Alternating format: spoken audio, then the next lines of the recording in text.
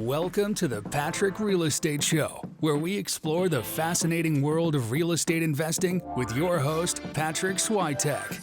Patrick is a dynamic young entrepreneur and an accomplished real estate investor who's passionate about helping others achieve financial freedom. Each week, we sit down with some of the most inspiring individuals in the real estate industry and delve into their personal journeys, lessons learned, and secrets to their success.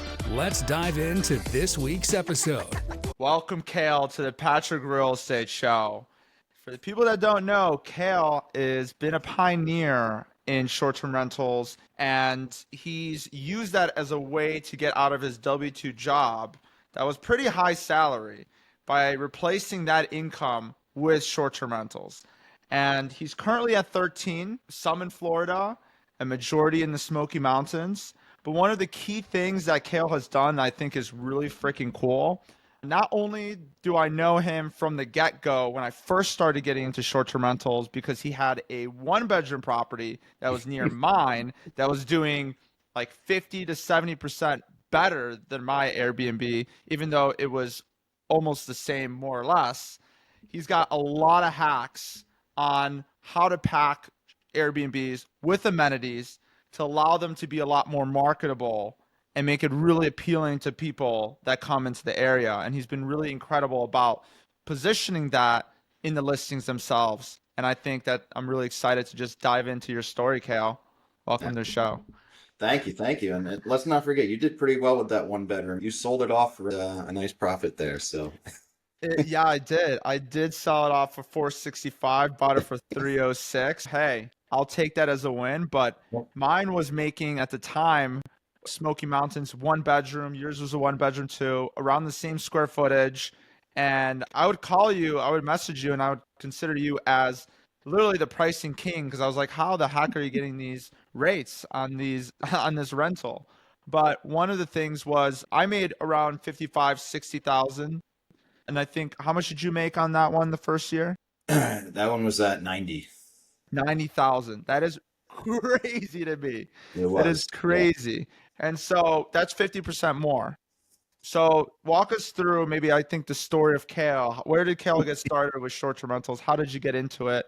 How did that all come about? Yeah, sure. I was working a 15-year career in construction management or project management. And I had lost the passion for it a long time ago, but it was a great job on paper. Paid well, good benefits, especially after COVID, a lot of flexibility and working at home and all that good stuff.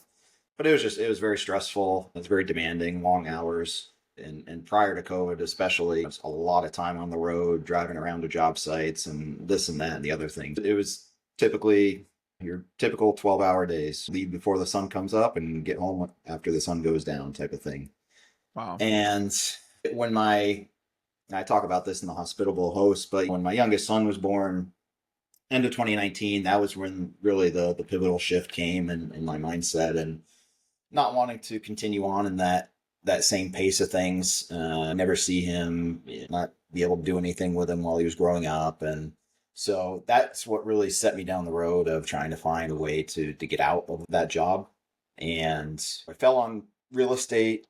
I had very limited experience in real estate just from when I graduated college. Many years ago, I actually worked for a commercial real estate brokerage firm, and I sold multifamily down in South Florida, a little bit of retail. I always say great experience, terrible timing, 2006 to 2008. Oh, wow. Yeah. I just fell back on real estate, again, when I had this mindset shift and didn't know how, just started devouring podcasts and books. I thought it was going to be small multifamily that I was actually going to be using to get that to break away. And so that's what I started buying first, was small multifamily in a local market, and just quickly realized it wasn't going to get me where I wanted to be as quick as I wanted to. And then happened to come across both short-term rentals and the market, the Smokies, through another podcast.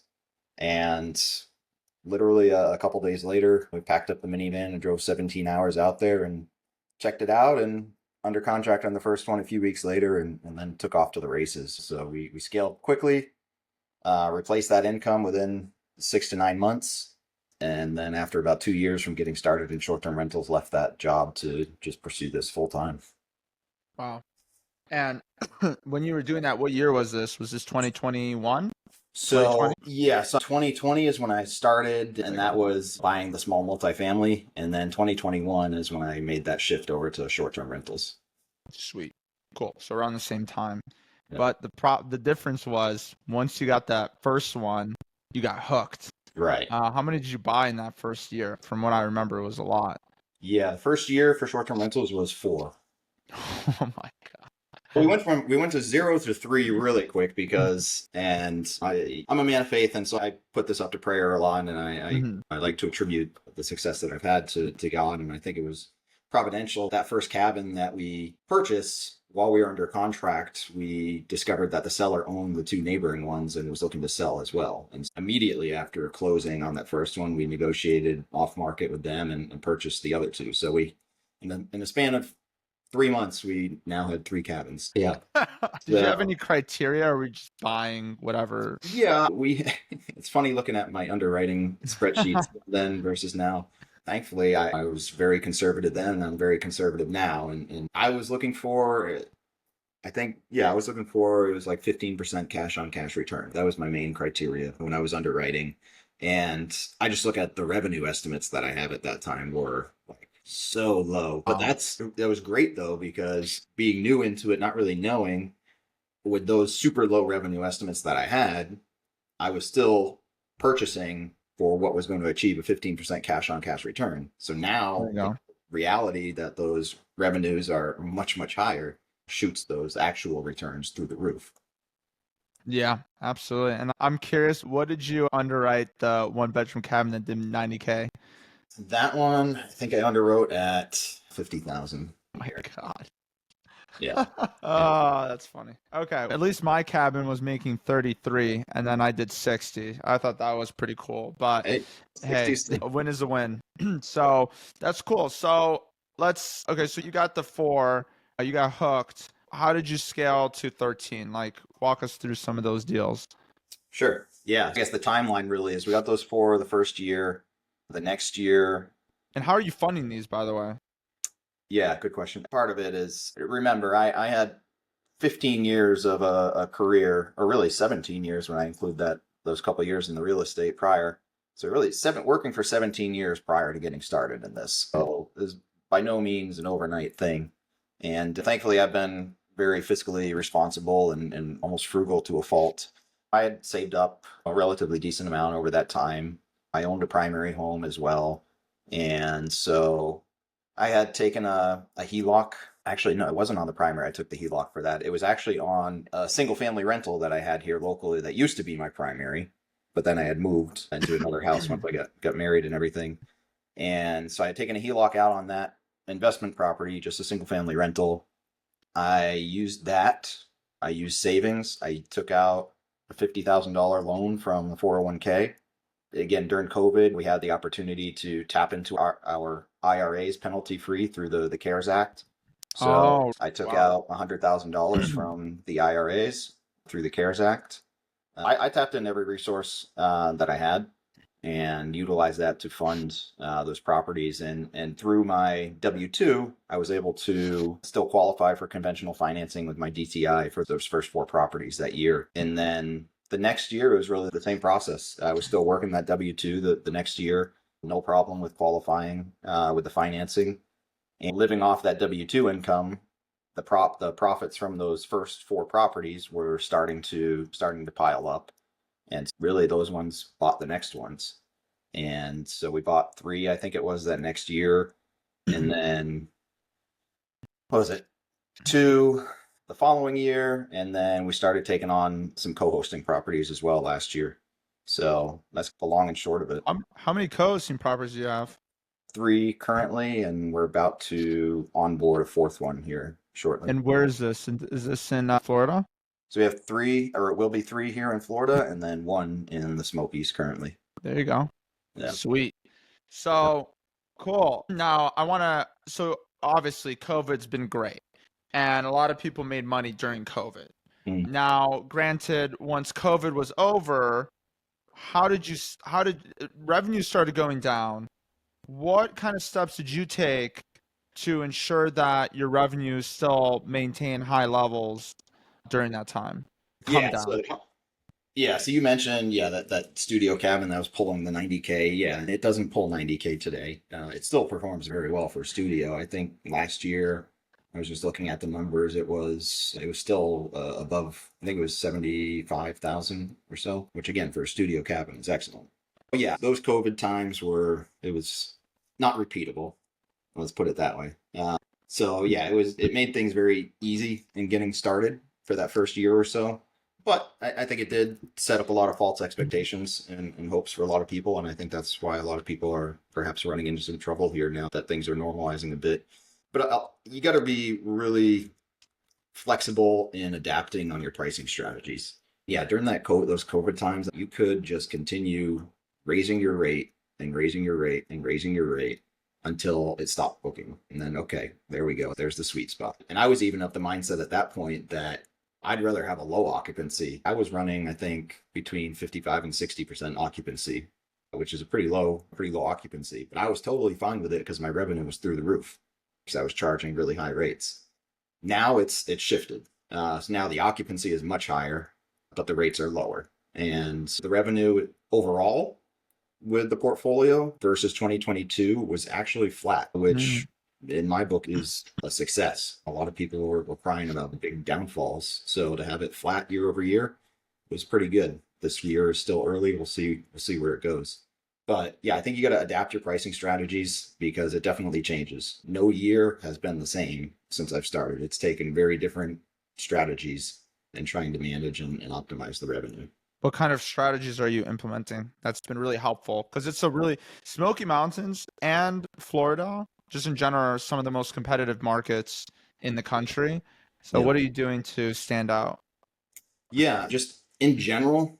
In general for pricing, you gotta a lot of it's trial and error, honestly. You gotta look at the data. You gotta see where you are placed in the marketplace compared to your competitors and the same kind of amenity sets and that type of thing. And you gotta play again a little bit of trial and error and see if you can find that sweet spot between the revenue and the occupancy. And you gotta understand your seasonality because that's another thing too that in the Smokies has I don't want to say changed, but it's in a slight sense it has. You still have the same general slow seasons and peak seasons, but within those periods, there's some pretty big shifts. Sometimes a month that used to be a dead month is like rocking it, or a month that used to be a really great month is a bit slower. So you just got to really adapt and look at things. If you're using the dynamic pricing tools, which you should be, setting up your seasonal pricing for those different periods as best you can based on your experience and everything in the data. And then again, just being active and monitoring it. And if your revenue and your occupancy aren't where you want them to be, then make some changes. I've always been a bit more aggressive in things in that I'm more okay with shorter booking period or shorter booking windows than most people. I think the general rule of thumb people say out there is about 4 to 6 weeks out or so. Interesting. On average, I'm more in the 2 to 3 week range. Dude, Sometimes I less. operate in the same place. I do the same thing. People are trying to get bookings like way further out, and Right. I'm like, I'd rather get like my average 2 to 3 weeks as well. But have you thought about getting bookings ahead of time instead of having it come close, especially for slow season, Right. and instead of having it come closer and you have to discount it a lot, and at that point you're getting a lower price? Have you thought about that? Yeah, absolutely, absolutely. So this year I probably made the most changes to the strategies because I am finding it, yes, it is more difficult. Yeah, I am starting to, because one thing I used to do was I would set like a pretty significant premium on my pricing for 3-4 months plus out. Yeah. Because I was like, hey, I don't care if I'm booked 3-4 months out. And if somebody wants to pay the extra to do it, then awesome. But now I've actually stopped doing that. So I don't do those premiums anymore. I've moderated the pricing between far out and near term to try to get in some bookings more further out to alleviate that pressure a little bit. Because yeah, when you are running a shorter booking window, it does put more work on you, right? Because you are going to have to be really in the weeds with it, especially as you get now into that 1 to 2 week period when you might be slashing the prices now to try to fill some things. I am starting to moderate and level out that strategy a little bit now. Nice. That's always great to understand. And I've also, just with my own portfolio, because Joshua Tree is really competitive as well. And one thing that I've noticed that a lot of people are trying to compete in that, it's like that balance, right? So pricing is always a balance. It's always like an art form. But I think what's interesting is getting rid of that. By default, Price Labs does a 20% increase, I think above 60 days as of the recording. And what's really nice is you can go in there and you could say no far out pricing if you really want to, and just have it be set at a high price to begin with. And you're like, instead of being 20% higher like everybody else, now you're 20% less than everybody, and you're a lot more competitive. So when people book far out, you're getting those bookings. But it depends on the property, right? If the property books like hotcakes, like that one you have with, which we'll talk about, the sauna and everything, like the fully amenity packed one that you have, I'm assuming that one can get booked out 3 months out. And so maybe you do have that increased rate for that. Yeah, absolutely. Yeah. Yeah. You got to look at things individually as well. Just like you said, property by property sometimes. Because yeah, some are going to have a better ability to book than others, right? Right. And depending on the size of the property too, that's going to influence the booking window and your pricing strategy also. Yeah, studios book very differently than big 6 bedrooms. Yeah. So you got to be monitoring that as well. And yeah, if you want to jump into the amenities and stuff like that, I think one of the bigger shifts in the industry now, as I'm sure you've seen, especially in Joshua Tree, which is a very higher end and competitive market, you've really got to set yourself apart, and it is becoming more challenging to do that. But I think where the industry is more and more trending is you've got to start providing experiences and not just places to stay. There's a million places to stay. And if that is what you're going to provide, there's a place for it, but you are going to be in the midst of the competition. If you provide an experience, then you're going to have a much more competitive advantage. And I like to think about it just from a personal standpoint too, because when I'm looking for a place, and I just went through this, I planned and we did a 3-week trip through Nicaragua. And so I was looking on Airbnb, right? And when I was scrolling through, there was some periods during that trip where I was like, you know what? We just need a place to stay for a night or two. I'm just going to find something that looks halfway decent and the price is cheap, right? And then there was times where I was like, you know what? I want us to have a good time in this place. So I want a place that has some certain features, or that it's got an amazing view, or it's right on the beach, or this or that or the other thing. And I'm willing to pay a premium for that. Yes. Right? So there's those are two different things, right? One is like budget, just stay the night. You're going to pay less money for that just to stay the night. And then you said there's a premium, and so you're not going to go to a really nice place with no amenities. So go on. Sorry, that was really smart. Yeah. And that was just, again, just a proof of concept to me that this is where the mindset is. And for example, when I was searching for places, like there was this one place that the house itself was okay, but it wasn't like anything super killer. Right. But it was like this farm stay where they had animals and you could go milk the goats and get eggs from the chickens and that type of thing. I was like, yeah, the kids would love that. That'd be fun. So we booked it. And it was more expensive than a typical place. But it was cool, right? It was cool to do that. So I'm trying to implement that bit by bit through our portfolio. And the first one that we did it with was a property here down in South Florida, where it's actually one that I co-host for a friend. And we helped design the place, and I saw the potential when we first started looking at this property. And in South Florida, outdoors is important. And so this property had a big backyard, like a huge backyard, not typical for properties in this area. And I said, look, the house is nice. The house is nice, but it's nothing special. All right. But let's make this outside space the selling point of this property. Like, that is what's going to book this property. So we did it up.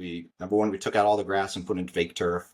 We put it, which is awesome. I mean, it's so much easier. Looks so good, especially in South Florida, where it's like it can get really, I don't know how it is exactly, but it can get really grass brown. Gets really brown, right? Yep. So if you get fake grass, it looks so clean, and the eyes pop in the pictures. Like it's, I love that contrast. I mean, I think it's great. So we did that. We put in a barrel sauna. We put in a cold plunge, a hot tub, an outdoor theater, and converted. It had a little 1-car garage, standalone. We converted that to a game room, and that place is just killing it. And it's funny, when I started like posting about that, like I was getting all these like comments from people of, why the heck would you put a sauna in South Florida? It's 100 degrees outside. They said the same thing about Joshua Tree. They're like, it's 115 degrees outside. That is the sauna. Why are you putting a freaking like? Right.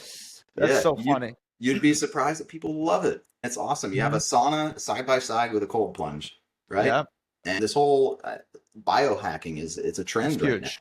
now, Yeah. right? So that's what we built it up to make it its own like private mini resort, right? And it's been, again, since we launched it back to school week, August of last year, which is like the most dead week ever. And ever since, it's been booked 95% occupancy, double their DNA projections. It is Wow. just, that property is just absolutely crushing it.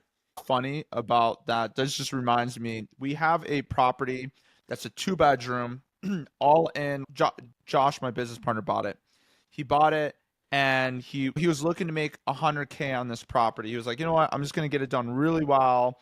We had a comp in our portfolio that was doing $100K. He was like, I'm just going to do literally a big deck. It's a 1950s home. Bought it for $225,000. Put a big deck. Remodeled the whole home. Made it cute. It was like 2 bedrooms, small little 900 square foot little home. Yeah. Nice furniture, but like the outside, the big deck, sauna, like barrel sauna, cold plunge, like an actual cold plunge, a pool, like a little cowboy pool, Right. fire pit area, hammocks, and I think hot tub. Yeah, did the whole deck. Then he went out and did this like other deck with this stargazing dome.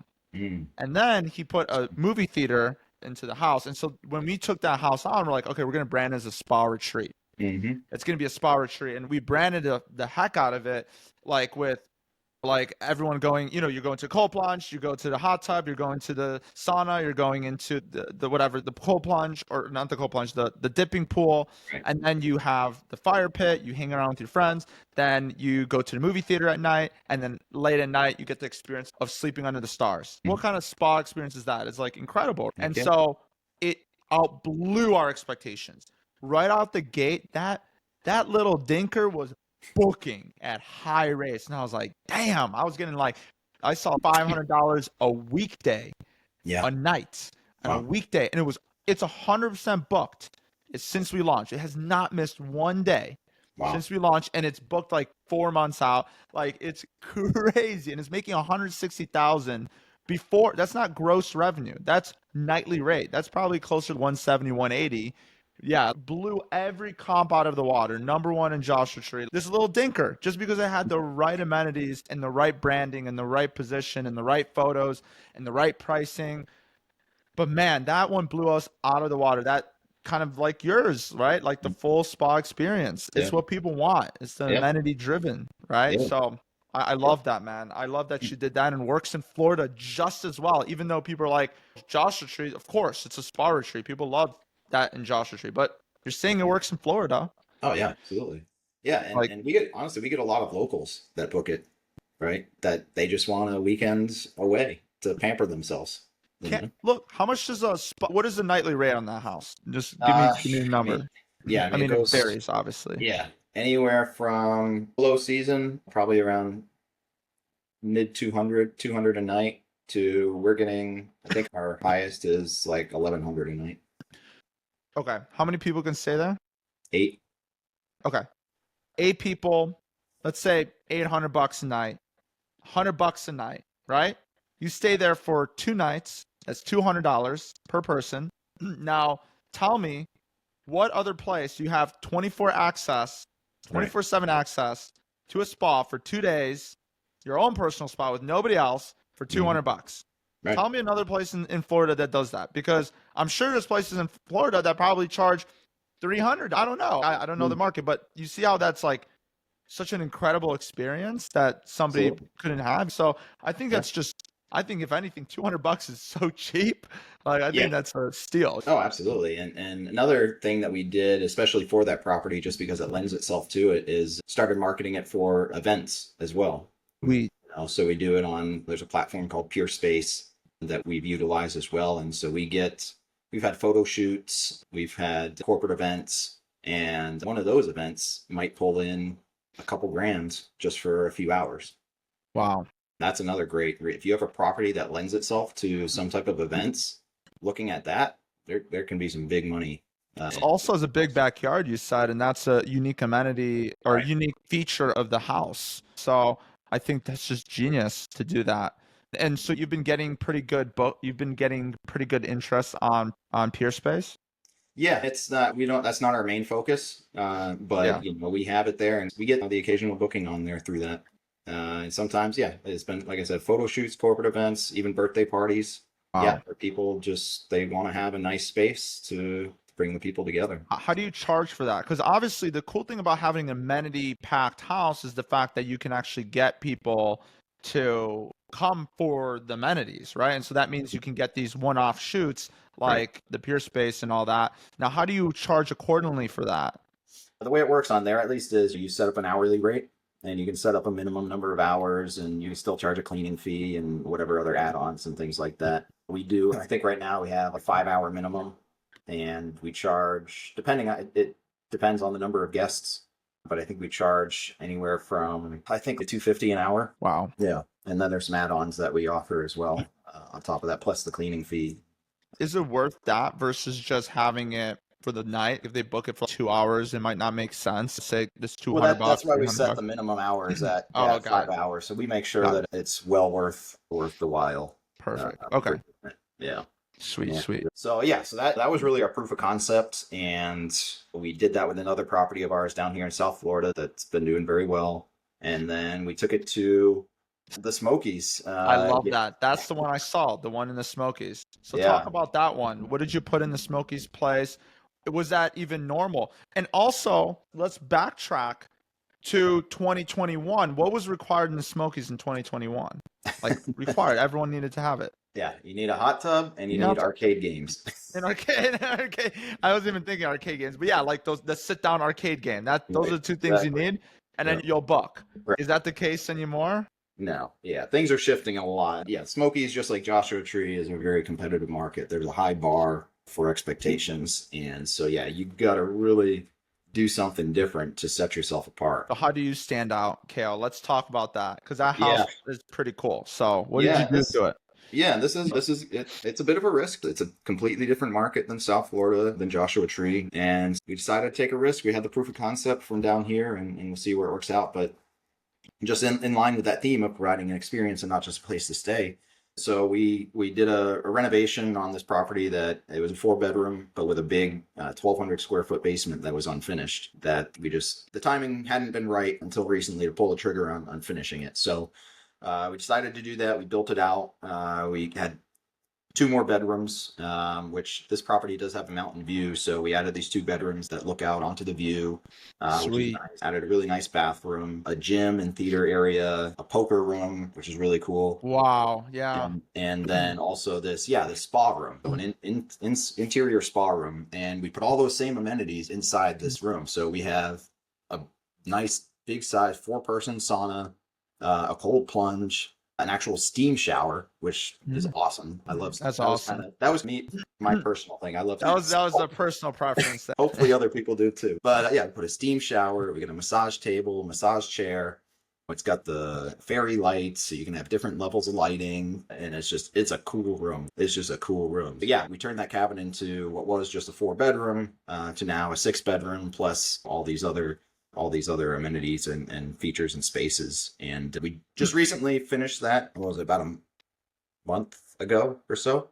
Yeah. So it's still early, but the feedback that we've been getting so far has been excellent. We've been able to significantly from what they were. And let's talk about last May. Obviously, this May versus last year May. What have you seen a jump in revenue, or do you see maybe like an idea of what it looks like in terms of rates? This May is a tough one just because it's a tough May. Not only that, but we had a lot of bookings in May already prior to the renovation. Got it. So we've had a pretty good hit rate on it. We actually went back and we tried upselling all those previously booked guests to say, hey, here's what we've changed it to now. If you're interested, for this much, we can give you access to the full cabin and all these new features and spaces. And I think we probably had about 50% other people take us up on that. So yeah, because that was one of the things I was bummed at first. I was like, man, we just finished this awesome thing, and we've got Yeah. like the next month almost booked out already for the previous rates. I was like, Yeah, yeah. gosh. But thankfully, yeah, we've been able to upsell probably about 50% of those. So yeah, just right off the bat, it's already having that effect. June and July, which is peak season in the Smokies, that cabin's definitely starting to book out more so than the other ones. We're actually, I just even got a booking for November yesterday. Wow. For that cabin. So what are the rates on, I guess maybe let's talk about those rates. Have you seen what percentage higher on average have you seen those rates versus prior to the renovation? Yeah, so we're pushing it again, depending on the season and all that stuff, but 25 to 50 Wow. above. So what was the renovation, if I may ask? The total cost. Yeah. So the total renovation, including all the amenities and everything, was about 60,000. Wow, with the 2 bedrooms? I know there's a lot of 4 bedrooms in the area. So I know adding another 2 bedrooms, making a 6 bedroom is a big deal. Right. So Exactly. wow. Yep. So you did that in 60,000, which is actually pretty, that's not a lot. And how fast do you think you're going to make your money back if you're increasing revenue by 25 to 50%? Yeah, our goal in this was, and I'd like to think it's a conservative goal, time will tell, but our goal was to increase the revenue by 50,000 the first year. So basically almost 100% cash on cash. That's like what, like 85 or something, 85, 90? Yeah, whatever. Pretty high. Exactly. Make your money back in almost 1 year. And then let it be profit after that. So that's the projection and the goal. I'm still pretty confident we're going to be able to meet that, if not better. Yeah. And if that, yeah, we'll use this one again as a proof of concept in that market. And if we see the results are panning out, then I'm sure we'll start doing some similar things with some other properties. Yeah, I'm going to ask you a tough question now, Kale. This is something that has been in the talks in the short-term rental space. So obviously you have the people that can differentiate and compete, and then you have the people that can't, that fall off. Mm-hmm. Now, granted, like with the trend that's happening right now, let's say that, do you think that we're going to have to make renovations like this to keep up with competition? It's going to be like keeping up with the Jones every 3 to 5 years. Does it make short-term rentals not a good investment? Because look, now you pay off your thing in 1 year, maybe year 2, you start making a little bit of money, and all the time and effort that you put into it, you're self-managing. Now you, like year 3, 4, 5, oh, market changes again. You have to compete again. What is your thought on that? Is it worth it? Are short-term rentals worth it because of that? Yeah, that's a very good point, and I think there is probably a lot of truth to that in terms of the upkeep. Yeah, short-term rentals are an active investment, and more so, it is going to require upkeep in keeping up with the Joneses, so to speak, or just thinking outside the box. I think maybe that honestly is probably the better strategy than keeping up with the Joneses, because keeping up with the Joneses is going to keep you in that competitive set, even if it's a higher level of competitive set. But thinking outside the box, and what we're trying to do in providing unique things, providing that experience, that's what's going to be able to set you apart and get you that competitive edge. In my opinion, thinking outside the box is going to be more and more important than just trying to keep up with whatever your competitors are doing. But yeah, is it going to be the thing where Can't people copy you? Like, what if somebody else does a room just like you? And what if it's a new standard? Everyone else has to do a sauna room. Like in Disney, everyone has to do a themed room, right? What if everyone just copies you because you thought outside the box and you trailblaze, but hey, they're caught up to you. They caught up with the Jones. You're the Jones. What's up? You know? Yeah, and hey, that is devil's advocate. I'm playing devil's advocate. Absolutely. But yeah, I think that is going to happen to some degree. Absolutely. People are going to see what's successful and they're going to try to copy it. That's the way it should be. And so, yeah, are you going to have to change and maybe do different things? Yeah, you probably are. But look, let's face it, there is still very few, if any, other types of real estate assets that when it comes to cash flow are going to perform the same as a short-term rental. And it's funny, I was just having this conversation yesterday evening with somebody that their focus was on small multifamily. Like I had mentioned, what was my initial thing when I first got started. But as we were talking, they were telling me a little bit more about their goal, which was more of a relatively short-term goal for getting cash flow.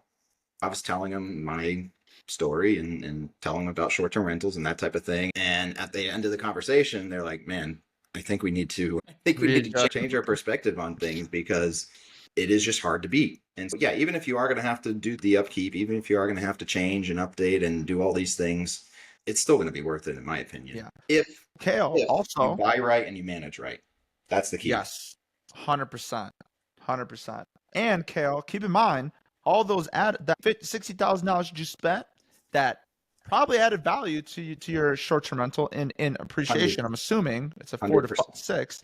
Yep. On top of that, you also keep the land and you keep the value of the home, right? The value of the home appreciates over time. 100%. And on top of that, it's hedging inflation. Yep. And it's giving you tax benefits. Yeah. And also it's a write-off. That's $60,000 is a write-off against your income that you made for that property.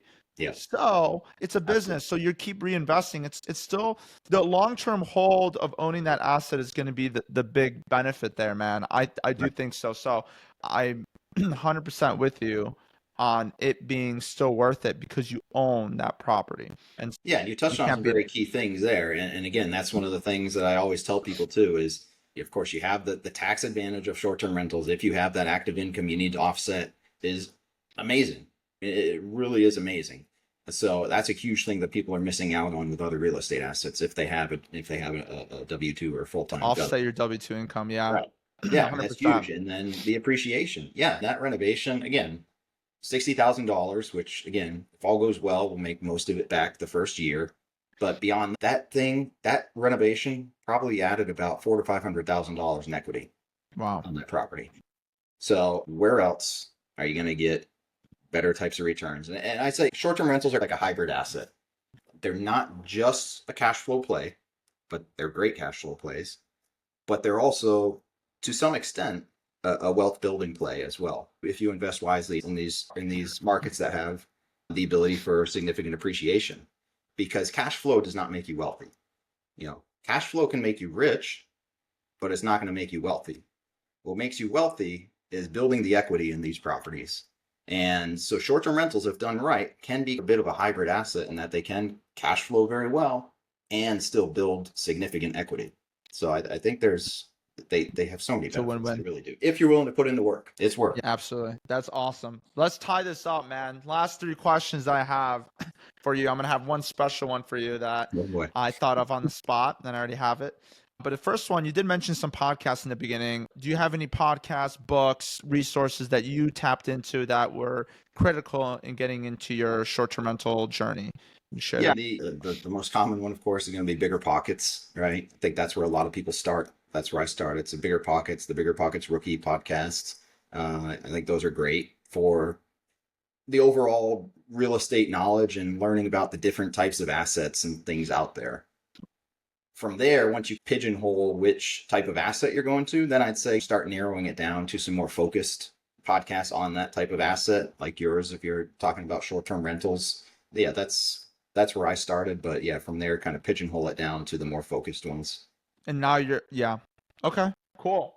And so the special question for you, Kale, I'm going to drop another one on you. Let's say the standards of the market have shifted. It's 3 years later. The standards have shifted, Kale, and we're thinking outside the box. We're thinking long term. Everyone else has spa rooms. Everyone else has all the nice poker tables and all that. Everyone does that. Everyone's got 5, 6 bedrooms. There's a lot of cabins like that out there now, and you're starting to see revenue dip a little. What kind of changes are you making? What are you projecting to be? Because you're thinking outside the box. You're being a trailblazer in this market. What are you adding to your property to stand out? Good question. If you had the money, too. Right. to renovate it, good question. I'll tell you one thing. This one just comes to mind right off the bat because I was looking into it recently, especially in cabins where we have these big vaulted ceilings, and sometimes the main level might have a 2-story height ceiling or something with lots of windows and stuff like that. That you might have seen it, but like that netting where you can walk on. Yeah. Right? Yeah. That extra level of netting and making that just a super cool, chill space. Until your kid freaking runs into the freaking window and flies out. Watch out for that. You do it safely. But I think that's a cool thing. But I think it's going to be, again, it's always going to be property dependent. That property can handle or not. But I think just focusing on what you can provide. If you have a cool outdoor space, focus on that outdoor space and make that into something killer that people want to go to that again can provide some type of experience, right? If you Yeah. don't have the outdoor space, then focus on the property, right? And make that property have something different, something unique, something that is going to make people say, I'm booking this place because of this property, not even necessarily because of the location, because of the property. So think of that, and it could be a whole variety of things, right? And it's going to change on the market, of course, and this type of thing. Yeah. But that's what I would say is just think of what will make somebody book the property because of that property and the experience that they're going to have. What about pickleball? Pickleball, that is popular right now. Yeah, Yeah. that's popular right now. I think that's a great amenity to add if you can. Absolutely. I think that's a great amenity to add. How much do you think a pickleball court costs? At least in Joshua Tree, I know how much it costs. How much do you think it costs? I've looked into it. Of course, if you have the space available, Yeah. and again, you don't even need to put in a full-size regulated pickleball court. You can put in some mini ones, right? You can do bare bones if you do it yourself, right? For a few $100, really. It's not that much. If you want to do an actual professional pickleball court, at least from what I've seen and looking at it down in South Florida, is somewhere in the $15,000 to $25,000 range. Yeah, that's what we've seen too. 25,000. Yeah. Okay. So, but yeah, Cool. I think that's a cool thing. But I mean, you hit it Background on the head sport. there, and just look at the trends. I mean, look at the trends, right? We talked about the biohacking. That's a big trend, at least right now. Is it always going to be? No. Pickleball, that's all the rage right now. Is it always going to be? No. Right? So look at the societal trends, the so-called zeitgeists of the day, and start heading that way. I think Wayne Gretzky, who said it best, I don't go where the puck is, go look where it's going. That was Wayne Gretzky, Michael Scott, right? You miss 100% of the shots you don't take. Wayne Gretzky, Michael Scott. All jokes. So, yeah. Cool. So what are you working on, Kale? What's in the future for you, man? Future for me is... I know you got the Fit Investor Group. Talk Right. about that. Talk about everything you're working on. Yeah. We have the Fit Investor podcast, which our tagline is how to be fit financially, physically, and faithfully. So it's a Christian-based entrepreneurial podcast. And we have the corresponding Facebook group and community that goes along with it. But yeah, be sure to check that out if that interests you. We do STR coaching and consulting. Like I mentioned, we started the co-hosting and some other ventures here on the side. Right now, the biggest thing for me, honestly, is freeing up bandwidth, freeing up myself. And so that means building out a team. Yeah, I think I mentioned I'm in the process of hiring some VAs to take me out of the day-to-day stuff a bit more so that I can focus on expanding some of these other ventures. So that's my biggest thing right now. Awesome, man. And how can people reach you if they want to reach out to you? Yeah, Facebook is usually the easiest thing. You can find me there, just Cale Delaney, Instagram as well. And like I said, also you can find the podcast on any of the major platforms. So you can always reach out through there or YouTube as well.